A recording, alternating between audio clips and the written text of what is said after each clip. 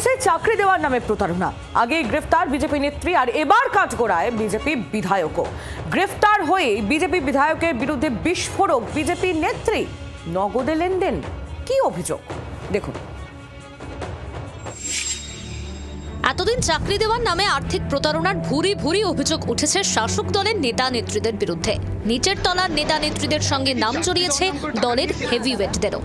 এবার চাকরির নামে প্রতারণার অভিযোগে নাম জড়ালো বিজেপি বিধায়কের।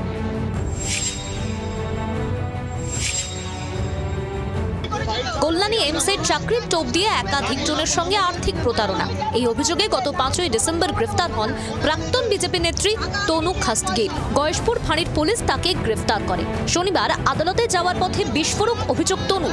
কল্যাণী এইমসের চাকরি দুর্নীতিতে সরাসরি অভিযোগের আঙুল তোলেন কল্যাণীর বিজেপি বিধায়ক অম্বিকা রায়ের বিরুদ্ধে। অভিযোগ, নগদে দুর্নীতির টাকা লেনদেন করতেন অম্বিকা। গোটা ষড়যন্ত্রে বিজেপি নেত্রী ফাল্গুনী পাত্রের দিকেও আঙুল তুলেছেন তনু। আমি ইব্রাহিমের টাকা পেতাম, কারণ ইব্রাহিমের মারফত অম্বিকারা টাকা নিত। ক্যাশ নেবে আর উনি ফোন পে নেবে না। অম্বিকারা এতটাই নোংরা, উনি এত লাখ লাখ টাকা নিয়েছে চরিত্রহীন। কেন অম্বিকারাকে দিয়েছেন?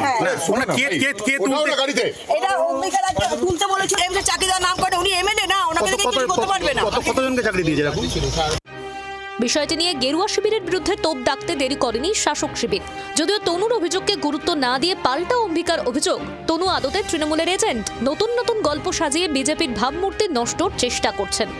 দীর্ঘদিন থেকে বলে আসছি যে এইমস নিয়ে একটা বিরাট ঘুঘুর ভাষা, একদম প্রচলিত ভাষায় বলি, ঘুঘুর ভাষা চলছে, বিজেপির দ্বারা পরিচালিত হচ্ছে। তো চাকরি দিয়েছে, সবটা টাকার বিনিময় হয়েছে, বিজেপি সেটা করেছে। এদের তৃণমূলের এজেন্ট সকলেই জেনে গেছে। একে প্ল্যান করা হয়েছে বিজেপির সমস্ত ইয়েকে নষ্ট করার জন্য, ইমেজকে নষ্ট করার জন্য। বিধানসভা ভোটের রণকৌশল সাজিয়ে মাঠে ময়দানে ঝাঁপাচ্ছে শাসক বিরোধী দুই শিবিরই। বিজেপির অন্যতম হাতিয়ার সেখানে শাসক দলের দুর্নীতি। সেই ফাঁদে কি এখন নিজেরাই জড়িয়ে পড়ছেন দলীয় নেতৃত্বের একাংশ? বিশ্বজিৎ মিত্রর রিপোর্ট, জি 24 ঘন্টা। বাংলার আওয়াজ, বাঙালির আবেগ, জি 24 ঘন্টা।